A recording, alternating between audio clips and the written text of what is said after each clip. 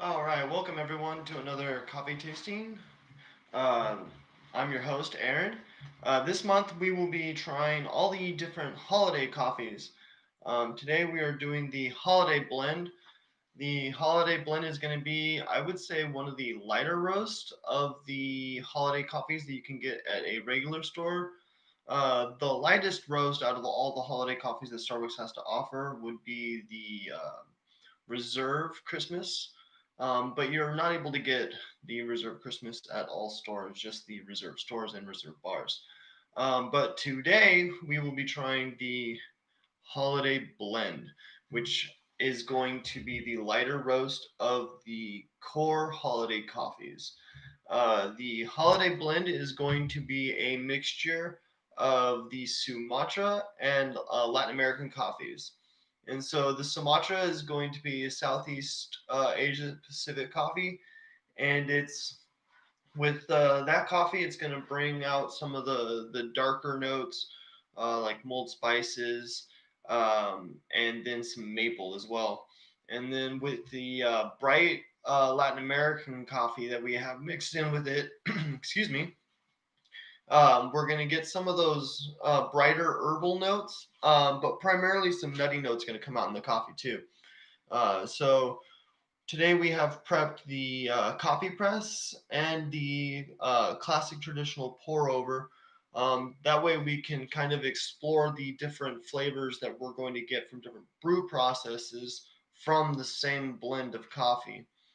And so with the pour over, we're going to get less of the sediment in the coffee, and some of those oils are going to get trapped in the paper too. So that's going to cause for it to end up being a lighter roast cup of coffee. So let's go ahead and get this brew process started.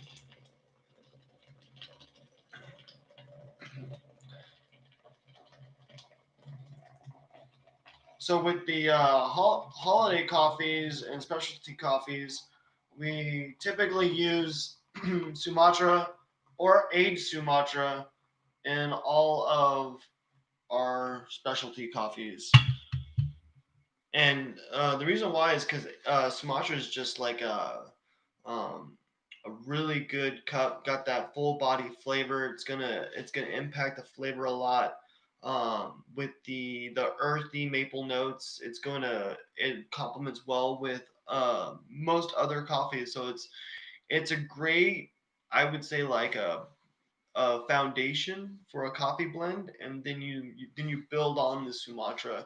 And so with this one, we just have just two coffees in this one, and some of the other coffees that we'll be exploring this month. We'll have a blend of three different coffees, uh, um, spanning the three different regions of the world of Latin America, Africa, and Southeast Asia. So we'll get to explore the notes that those different regions have to offer. So we'll get to do that. And so with the French press or the coffee press, I'm going to expect a lot more of those the mulled spice and maple notes to come forward, and the herbal brightness kind of takes like a back seat. But when with the pour over, I'm expecting to see a lot of that brightness come forward, and the mulled spice and darkness of the maple flavors take a back seat in the pour over.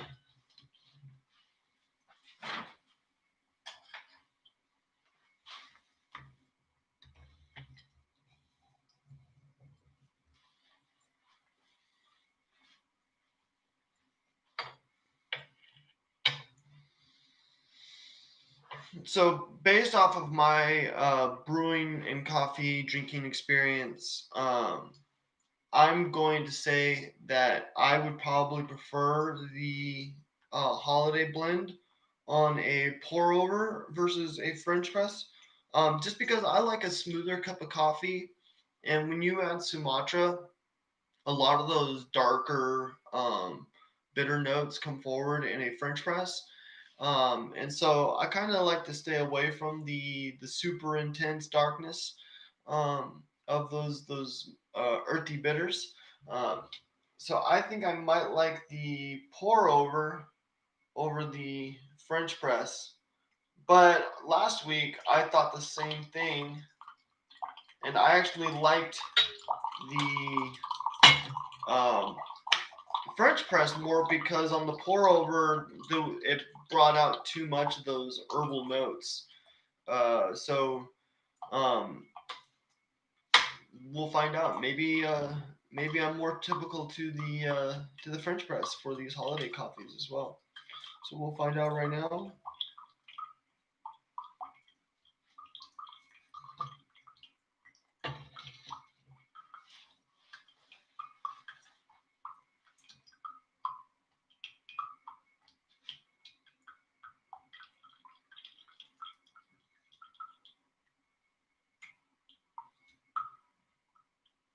If you guys have any questions about the coffee that I'm trying right now, I've got the chat up right now, checking it out. See if you guys have any questions while we wait for this brew process to happen.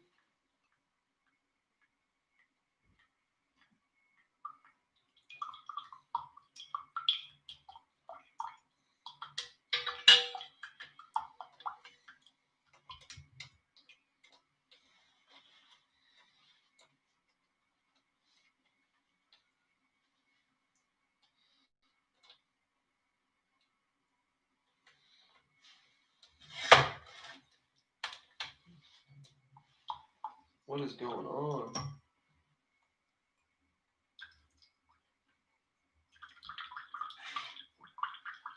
Not the most effective pour over, I must admit. It looks nice. That is for sure.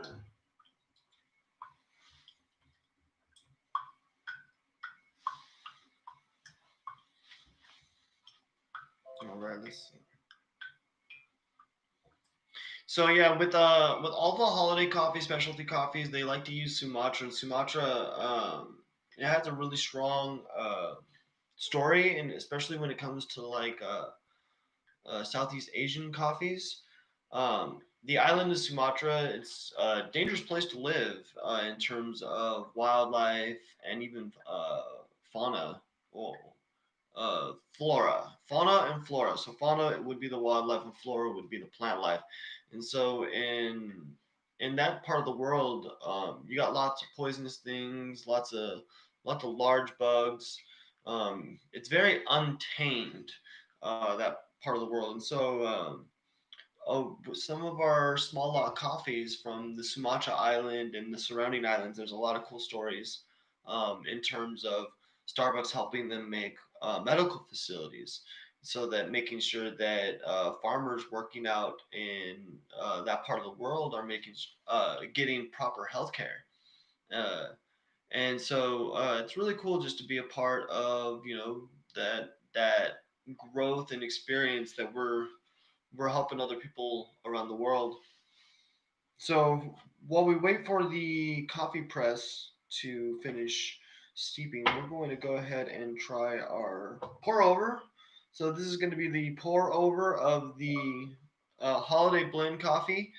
And so this, I'm expecting to have some bright notes with some of that nutty maple nuttiness, and then a maple sweetness towards the end. So let's go ahead and we're going to go ahead and sniff this coffee.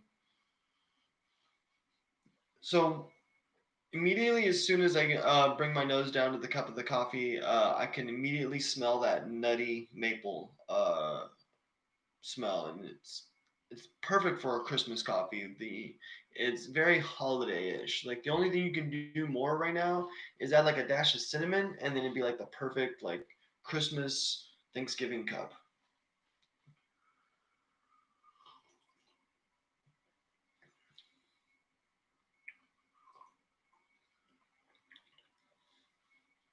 Oh yeah.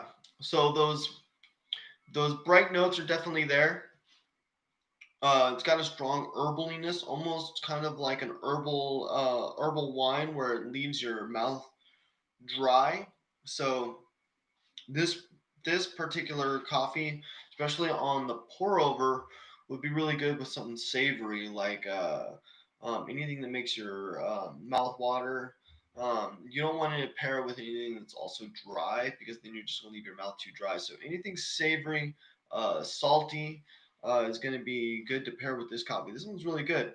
And then now that I've let my palate wash away, it's got that a really strong herbal mouthfeel, and like literally I feel like I just washed some wine over my tongue. Like it's dry, so I need like some cheese or some like something salty, something to make my mouth water, something savory. But it is a very good cup of coffee, very balanced, especially on the pour over. It's really good. Some of those bitter notes, the nutty maple bitter notes come out like right at the very beginning, like they kind of hit that back of the tongue right off the bat. Um, but then as you let it wash away, you're just left with that bright herbaliness on the sides, and then it leaves like a dry tongue feeling. So I'm gonna have to like bust out some mozzarella cheese here, maybe grab like um, a string cheese, pair this coffee with a string cheese. That'd be really good.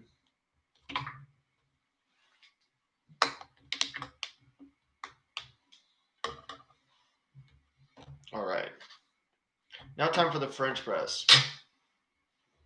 The French press I'm expecting to be much more darker. We're gonna taste a lot more of those mulled spice notes, and then a lot more of those that dark maple, the mapliness. It might be so intense on the maple flavor that it's actually gonna be more bitter than sweet.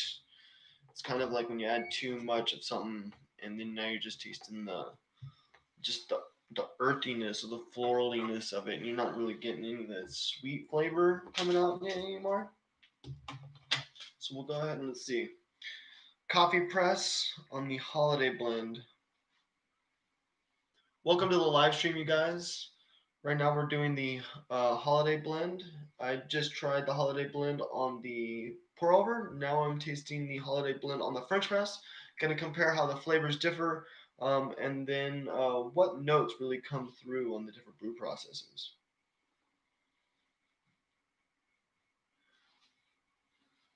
So on the French press, I'm immediately smelling more of those bright notes right off the bat. I'm getting more of the bright Latin American with the herbaliness.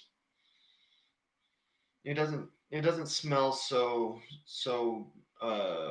nutty as the pour over does. So let's go ahead and taste it and see how it is.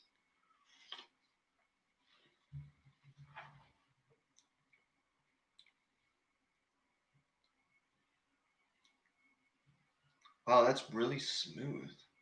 It's much more different than the pour over, but yeah, I don't know. I'm starting to think it's the initial sip is so balanced that you're not getting like a predominant side of the tongue. It's just a full even wash.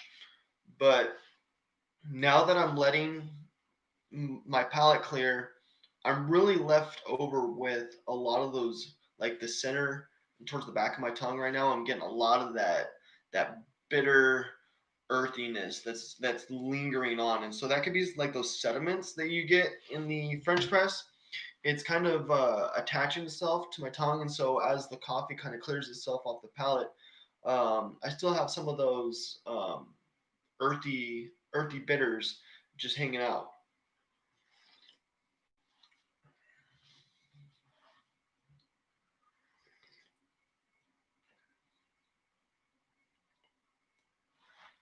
Yeah. So for this particular cup of coffee, I think I would if I'm gonna drink it black, I'm definitely gonna go over the pour over versus the French press. Just because the French press, you're getting that heavy Sumatra flavor. It's really earthy. Like I said, that the you have that maple flavor coming through, but it's like the earthiness of the Sumatra is so intense that maple flavor is not really sweet anymore. It's just that bitter maple. So we've got that bitter maple flavor with the earthiness, and then even as we let our palate wash, we're still left over with the bitterness. And it's definitely not as dry as the pour over. So if you're not gonna pair it with anything, I would probably go with the French press just because the dry mouth feel that you get with the pour over um, can be a little bit uncomfortable if you don't have anything savory to help your mouth water. Um, because I mean, who likes a dry tongue? So you definitely want to pair it with something. String cheese is very easy to do.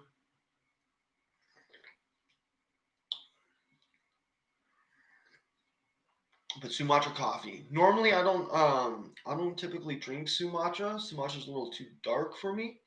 But I really like the holiday blends because they're mixing it with other coffees. They're kind of, like I said, using Sumatra as a foundation to build specialty blends off of.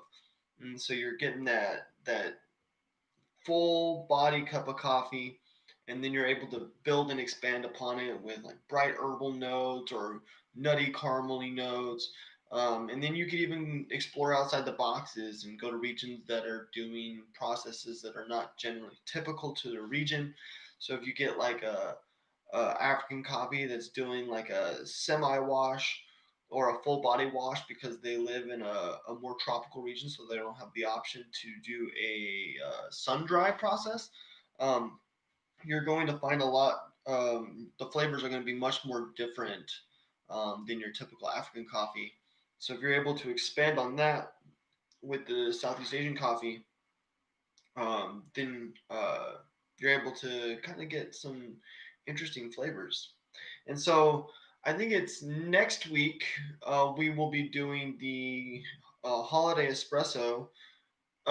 Actually, no, this Friday. This Friday we're going to be having a guest host. One of my coworkers, Mark. He's going to join us for a coffee tasting, and we're going to be trying the holiday espresso. And I believe the holiday espresso is aged Sumatra and Ethiopia. So that's going to be an interesting coffee because we're going to have like those really, really bright notes of an African coffee, and then those really dark, bitter notes like mulled spice and um, maple um, paired with that. So we're gonna be on two separate opposite ends of a spectrum, and we're gonna bring those together and see how it pans out. So join us Friday for the holiday espresso roast.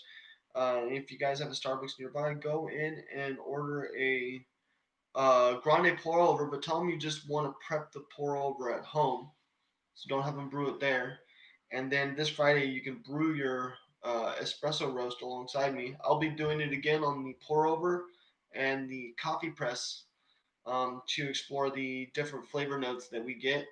Um, so yeah, it's gonna be awesome. We're gonna taste the different flavors, and it's gonna be interesting to taste how much the flavor changed from having a Sumatra Latin American coffee versus a Sumatra African coffee.